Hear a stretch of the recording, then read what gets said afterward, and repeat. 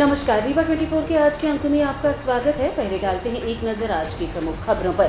Cabinet मंत्री राजेंद्र शुक्ल ने पत्रकारों के साथ में स्नेह मिलन का किया आयोजन। कहा 30 सितंबर तक हो सकता है संस्कृत महाविद्यालय का उद्घाटन। संजय गांधी अस्पताल की तीसरी मंजिल से कूदकर अधेड़ ने की आत्महत्या। कृषि विभाग में जारी फर्जीवाड़े का मामला आया प्रकाश में। और 2020 में पैरों से लिख टॉपर लिस्ट में जगह बनाने वाले कृष्ण कुमार करेंगे यूपीएससी एग्जाम की तैयारी। कलेक्टर मऊगंज ने की मदद। इन खबरों को आगे हम विस्तार से देखेंगे। कैबिनेट मंत्रिमंडल में शामिल होने के बाद आज लोक स्वास्थ्य यांत्रिकी मंत्री राजेंद्र शुक्ल ने एक पत्रकार वार्ता का आयोजन किया। आज रीवा विधायक राजेंद्र शुक्ल ने एक पत्रकार वार्ता का आयोजन किया। इस दौरान पत्रकार बंधुओं के साथ स्नेह मिलन एवं स्वल्पाहार का आयोजन भी हुआ। औपचारिक शुरुआत के बाद मंत्री राजेंद्र शुक्ल ने उद्बोधन देते हुए कहा कि रीवा में जल्दी ही संस्कृत महाविद्यालय लक्ष्मण बाग में खोला जाएगा, जिसका उद्घाटन लगभग 30 सितंबर तक हो सकता है। इसके अलावा स्वास्थ्य सुविधाओं में भी बढ़ोतरी होगी। और क्या क्या कहना है जनसंपर्क मंत्री राजेंद्र शुक्ल का, जानने के लिए चलते हैं सीधे पत्रकार वार्ता में। आज आप सबको स्नेह भोज के लिए आमंत्रित किया गया है, क्योंकि जनसंपर्क विभाग पहले भी जब मुझे मिला था तो आप लोगों को यहीं पर मैंने आमंत्रित किया था। यहीं पर हम लोगों ने साथ में भोजन किया था। अब भोजन के साथ कुछ चर्चा हो जाए, इसके लिए हम लोग यहाँ पर उपस्थित हैं हॉल में। हमेशा रीवा के पत्रकार बंधुओं को इस बात की हमेशा चिंता रहती थी कि आप मंत्री बने हैं तो अब रीवा को क्या मिलने वाला है। तो सबसे पहले मैं आपको ये खुशखबरी देखना चाहता हूँ कि मंत्री बनने के बाद सबसे पहले मेरी मुख्यमंत्री जी से जो बात हुई, उसमें विभाग आवंटन के बाद मैंने उनको पहले धन्यवाद दिया। फिर मैंने उनसे कहा कि संस्कृत विश्वविद्यालय की आपने रीवा में घोषणा की है, मैं चाहता हूं कि 30 सितंबर को आप उसका शुभारंभ कर दें। लक्ष्मण बाग के भव्य परिसर में भवन भी है, स्थान भी है, गौरवशाली इतिहास संस्कृत से जुड़ा हुआ भी है। वहाँ पर पूरे मध्य प्रदेश में जितने संस्कृत विद्यालय और महाविद्यालय हैं, उसमें से आधे हमारे विंध्य क्षेत्र में हैं और आधे फिर बाकी मध्य प्रदेश में हैं। विश्वविद्यालय उज्जैन में आपकी घोषणा के बाद खुल गया था, तब भी मैंने अशासकीय संकल्प विधानसभा में प्रस्तुत किया था कि हमारा अधिकार है, ये हमको मिलना चाहिए था। तो मुख्यमंत्री जी ने कहा था कि अभी तो वहाँ पर घोषणा कर दिया, वहाँ पर खुल रहा है, लेकिन रीवा में भी विश्वविद्यालय खुलना चाहिए। इसके लिए ज़रूर हम फैसला करेंगे। तो मुझे बताते हुए बहुत प्रसन्नता है कि कैबिनेट की बैठक के तत्काल बाद प्रमुख सचिव उच्च शिक्षा को बुलाकर मुख्य सचिव के साथ उन्होंने बैठक किया। बीती रात संजय गांधी अस्पताल की तीसरी मंजिल से कूदकर एक युवक ने आत्महत्या कर ली। 1 सितंबर की रात लगभग 11 बजे के आसपास पन्ना से इलाज कराने आए 45 वर्षीय युवक अशोक पटेल ने संजय गांधी अस्पताल की तीसरी मंजिल से कूदकर आत्महत्या कर ली। परिजनों ने बताया कि उसका इलाज चल रहा था। सीटी स्कैन के बाद डॉक्टरों ने कहा था कि सब नॉर्मल है। युवक को कभी कभी झटके आते थे। आपको बता दें कि ये कोई पहली घटना नहीं है। इसके पहले भी संजय गांधी अस्पताल में कई लोगों ने कूदकर जान दी है। कुल मिलाकर संजय गांधी अस्पताल एक तरह का सुसाइड जोन बन गया है, जहां अक्सर लोग आत्महत्या करते हैं। जब इस तरह की घटनाएं होती हैं तो सुरक्षा व्यवस्था की बातें चलती हैं, लेकिन कुछ ही दिनों बाद सब हवा हवाई हो जाता है। अशोक पटेल ने किन कारणों के चलते आत्महत्या की है, इसकी जांच पुलिस कर रही है। बुलखोरा पन्ना जलजला पन्ना बुलखोरा आए रहे, यहाँ भर्ती रहे हैं। यहाँ से भर्ती रहे तो ठीक होगा रहे, भागी वहाँ से सुकून है। गार्ड से हमने बोला कि गार्ड इसको थोड़ी डांट तो रूम में चला जाए, तो गार्ड वाले ने ध्यान नहीं दिया हमारा। और जब तक हम आए वहाँ तक, जब तक बालकनी से कूद गए। कितने फ्लोर से कूदे हैं? तीसरी मंजिल से। क्या नाम था उनका? अशोक पटेल। उम्र क्या थी? उम्र 45 के आसपास। नहीं, क्या कोई वजह थी, कब से बीमार हैं? वजह कोई नहीं थी, रक्षाबंधन के टाइम पे बीमार भाई थे तो लेके आए उनको। उनके झटके से लगते थे तो वो ठीक हुए थे। अब वो ठीक हुए थे, डॉक्टर ने ही बोल दिया एक्सरा हुआ था उनका सर का, तो क्या बोलते उसको, सिटी स्कैन। नहीं सिटी स्कैन हुई थी उसकी, तो उन्होंने देखा तो उन्होंने कही नॉर्मल है, तो गोली दवाई दे देंगे, इसके बाद छुट्टी कर देंगे कल। कितने बजे घटना है? बिना हाथों के ही पैरों से लिखकर 12वीं परीक्षा में टॉप करने वाले कृष्ण कुमार का सपना अब साकार होने वाला है। जल्दी ही वो आईएएस बनने के लिए यूपीएससी की तैयारी करेंगे। वर्ष 2020 में 12वीं की परीक्षा अपने पैरों से लिखकर 82% अंक प्राप्त कर कृष्ण कुमार ने प्रदेश भर में सबका ध्यान अपनी ओर आकर्षित किया था। उन दिनों मऊगंज रीवा जिले का हिस्सा था। इसके बाद तत्कालीन कलेक्टर से मिलकर उन्होंने न्याय की गुहार लगाई थी, लेकिन तब से अभी तक कोई भी कार्यवाही नहीं हुई थी। हाल ही में एक बार फिर मीडिया के माध्यम से कृष्ण कुमार ने शिवराज सिंह चौहान को उनका वादा याद दिलाया। जब ये बात मऊगंज जिले के नवागत कलेक्टर अजय श्रीवास्तव को पता चली तो उन्होंने तुरंत मामला संज्ञान में लिया और कार्यालय में ही नौकरी देने का वादा किया।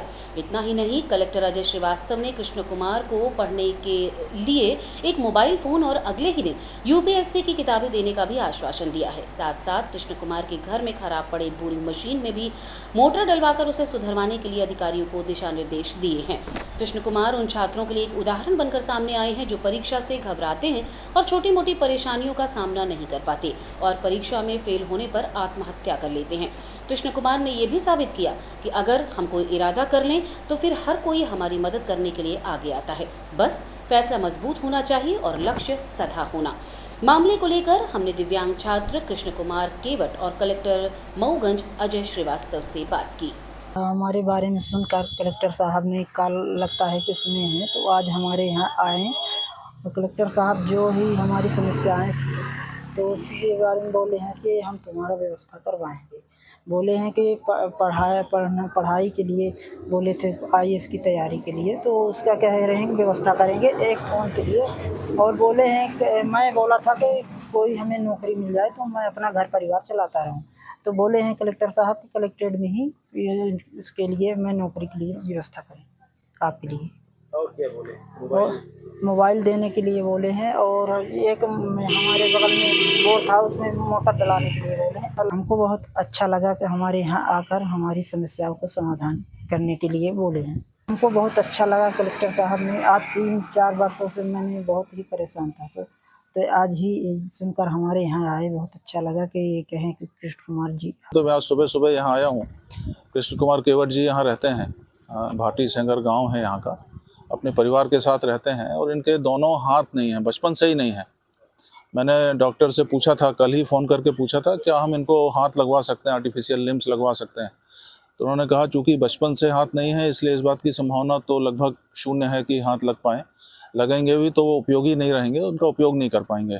तो मैं आज इनके घर आया हूँ, इनके परिवार से मिला हूँ और ये बहुत ही प्रतिभाशाली व्यक्ति हैं।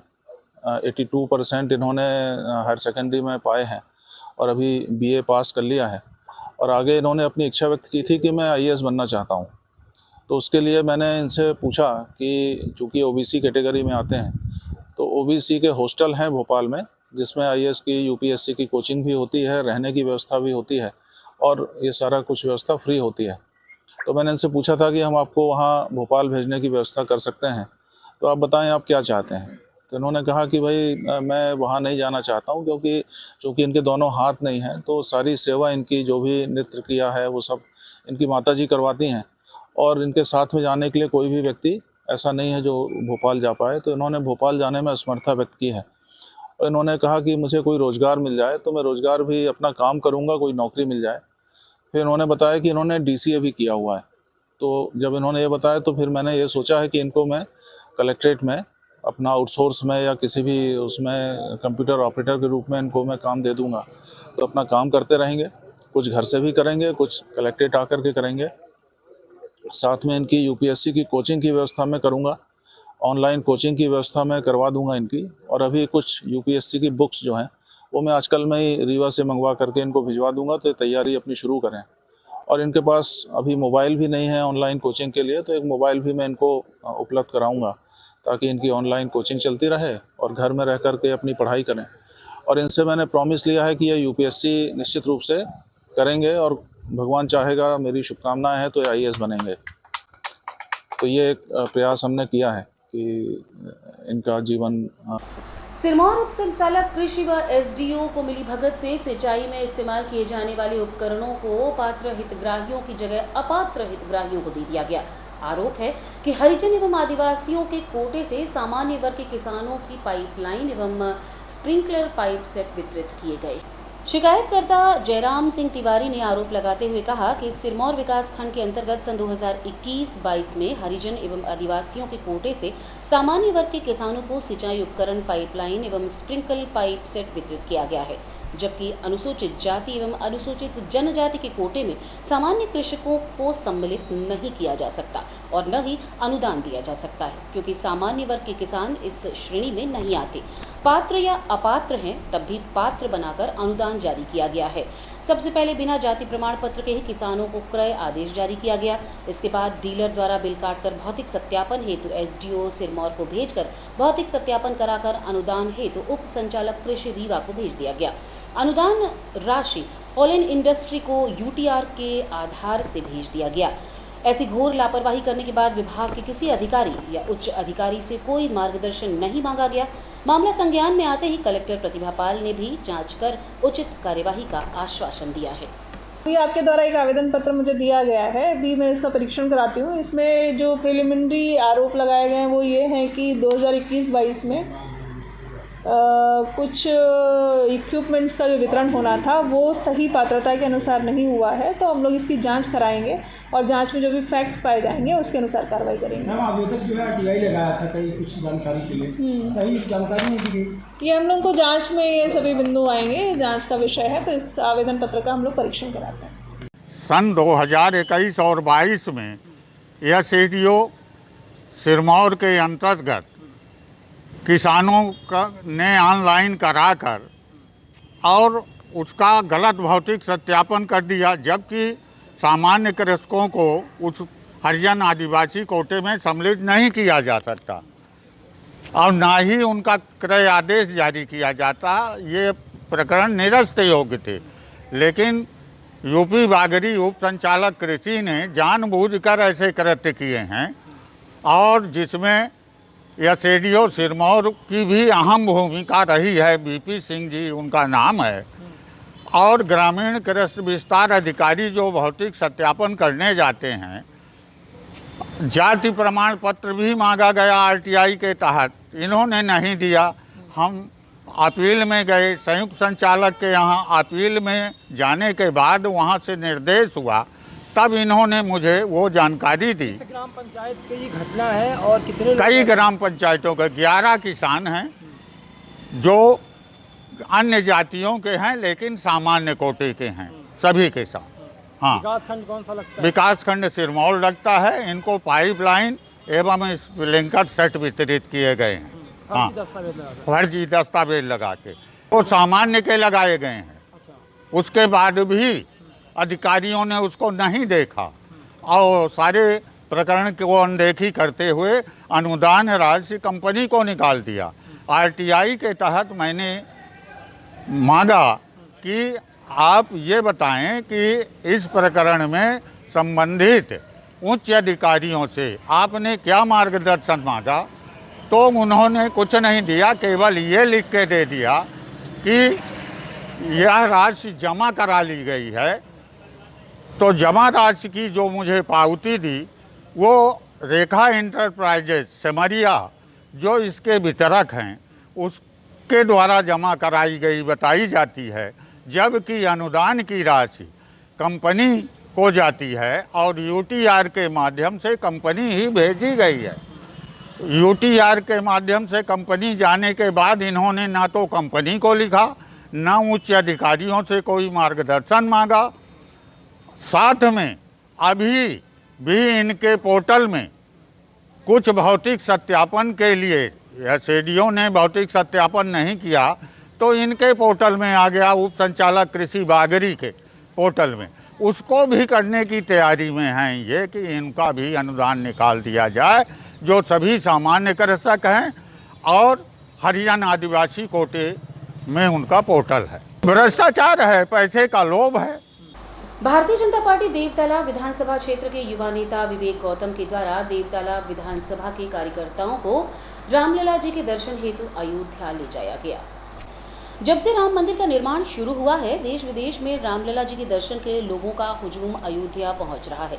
मर्यादा पुरुषोत्तम भगवान श्री राम की पावन जन्मस्थली अयोध्या धाम में प्रभु श्री रामलला जी के दर्शन का सौभाग्य सभी कार्यकर्ताओं को प्राप्त होगा। साथ ही हनुमानगढ़ी में विराजमान हनुमान जी महाराज के दर्शन भी प्राप्त होंगे तथा हम सभी को भव्य दिव्य अलौकिक श्री राम मंदिर के दर्शन का अवसर प्राप्त होगा। उक्त कार्यक्रम में मुख्य अतिथि के तौर पर रीवा जिले के लोकप्रिय सांसद श्री जनार्दन मिश्र रहे, जबकि अध्यक्षता त्योंथर के लोकप्रिय विधायक श्यामलाल द्विवेदी द्वारा उपस्थित श्रद्धालुओं से भरी बसों को भगवा झंडा दिखाकर रवाना किया गया। ये यात्रा अगले दिन सुबह अयोध्या पहुंचकर सरयू स्नान के पश्चात रामलला जी के दर्शन करेंगी। उक्त यात्रा से देवताला के कार्यकर्ताओं में रामलला जी के दर्शन हेतु काफी उत्साह दिख रहा है। इसमें बुजुर्गों के साथ साथ युवा तरुणाई अयोध्या जाने के लिए उत्साहित है। 400 साल बाद राम मंदिर के लड़ाई 400 साल पहले शुरू हुए थे और जब वह यह देश की आबादी 10 करोड़ 15 करोड़ रही, कुल अभी तो 140 करोड़ है, वह समय आबादी 10 करोड़ 15 करोड़ 20 करोड़ रही। एक अनुमान है कि राम मंदिर के निर्माण के लिए लगभग 4 लाख लोग मारे जा चुके हैं। 4 लाख लोग आज के आबादी के तुलना में कल्पना करी तो 20 पंचे 100, 20 संग 200, 7 गुना 7 चौक 28 लाख। आज की आबादी में अगर अपना कल्पना करी हुआ जो लोग बलिदान दीन मंदिर के लिए तो उनका संख्या होती 28 लाख 30 लाख। आज के संख्या के अनुपात में 30 लाख लोग या मंदिर बनावे के लिए अपन बलिदान की 400 में कम से कम 15-20 पीढ़ी तड़प गई कि मंदिर बनत दिख ली, लेकिन उनका सौभाग्य नहीं मिला मंदिर बनत देखे के। हमार पीढ़ी अपना पंचन के पीढ़ी सौभाग्यशाली है, पता नहीं कौन पुण्य लई के हम पंचे जन्मन कि हमारे पीढ़ी का राम मंदिर बनत देखे का मिल रहा है। रामलला का मंदिर में विराजित हो देखे के यह हमारे पीढ़ी का संकल्प मिल रहा है, यह पुण्य है। ऐसे जब श्यामलाल जी कहते रहे कि सब भगवान आई तो भगवान से कम न हो ही कहे कि हमको देखेगा मेरा लाग मंदिर। आप सब ईश्वर से भी ईश्वर तुल्य हैं, क्योंकि आपको रामलला का मंदिर देखने को मिल रहा है, जिसके लिए 400 साल की हमारे पूर्वज बलिदान होते गए, उनको नसीब नहीं हुआ, लेकिन उन पूर्वजों का प्रताप से आज इस पीढ़ी को ये लाभ, ये अवसर मिला है।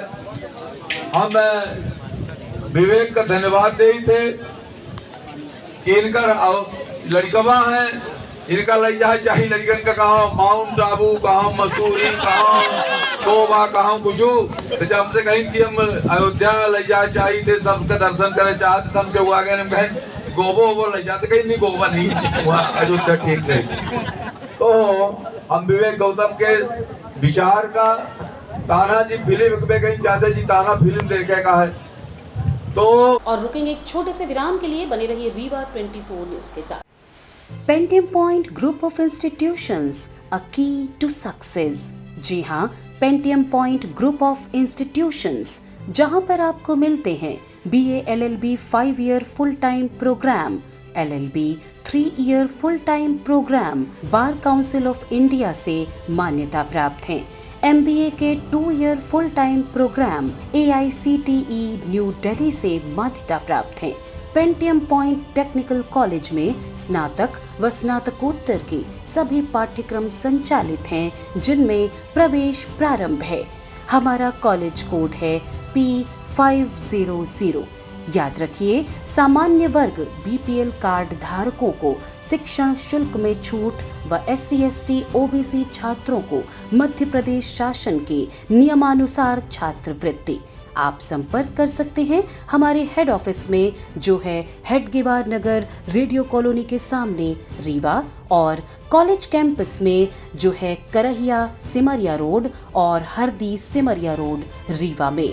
अधिक जानकारी के लिए हमारे फ़ोन नंबर पर संपर्क कर सकते हैं। हमारा फ़ोन नंबर है 07662438035। मोबाइल नंबर पर भी संपर्क किया जा सकता है, जो है 9993208439।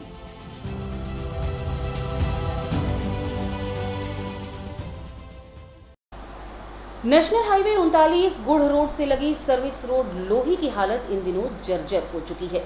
बड़े बड़े गड्ढे होने की वजह से आए दिन वाहन फंसे रहते हैं। वहीं दोपहिया वाहन चालक भी दुर्घटना का शिकार हो रहे हैं।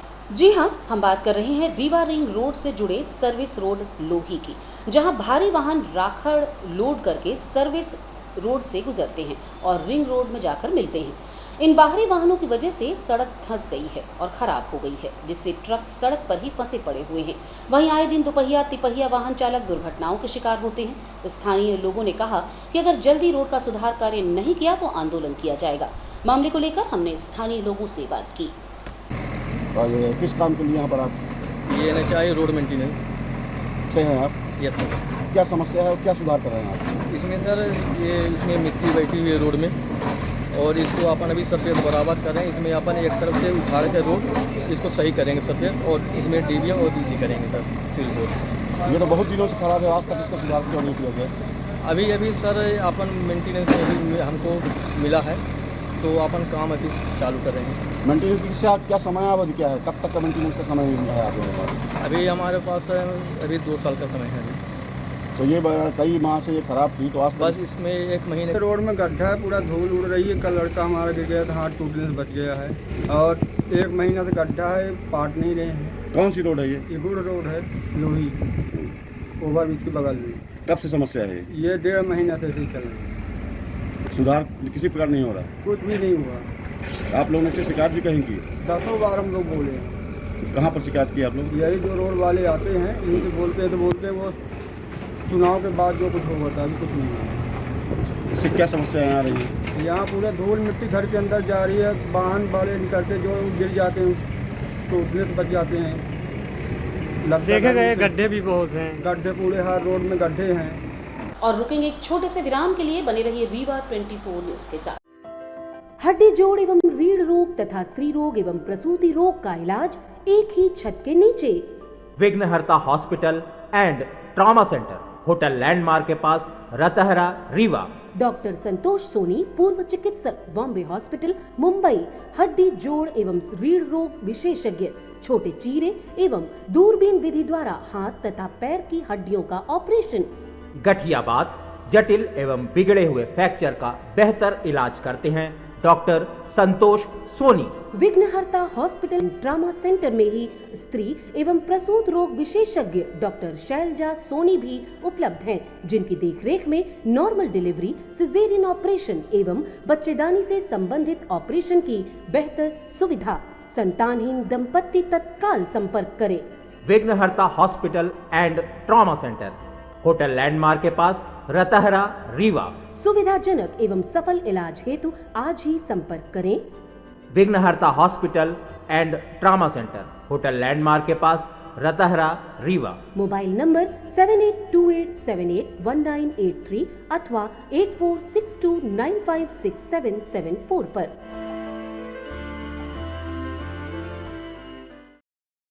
रीवा नगर निगम के टाउन हॉल में पट्टा वितरण एवं दीनदयाल रसोई योजना के तीसरे चरण के कार्यक्रम में लोक स्वास्थ्य यांत्रिकी मंत्री राजेंद्र शुक्ल ने पहुंचकर लोगों को पट्टा वितरण किया। मंत्री बनने के बाद पहली बार रीवा नगर निगम के टाउन हॉल में पहुंचे लोक स्वास्थ्य यांत्रिकी मंत्री राजेंद्र शुक्ल का ढोल नगाड़ों के साथ स्वागत किया गया। कार्यक्रम के दौरान मंत्री राजेंद्र शुक्ल के द्वारा एक बार फिर भूमिहीन लोगों को 137 पट्टा वितरित किए गए। मंत्री राजेंद्र शुक्ल ने कहा कि देश के प्रधानमंत्री और प्रदेश के मुख्यमंत्री शिवराज सिंह चौहान गरीब हितैषी सरकार है। देश का कोई भी नागरिक भूमिहीन न रहे, इसके लिए प्रधानमंत्री नरेंद्र मोदी के द्वारा अथक प्रयास किए जा रहे हैं। गरीबों को जो भोजन दीनदयाल योजना में 15 रुपए का मिलता था, अब वो 5 रुपए में उपलब्ध कराया जाएगा। पट्टा धृत योजना के अंतर्गत निःशुल्क पट्टा दिया गया है।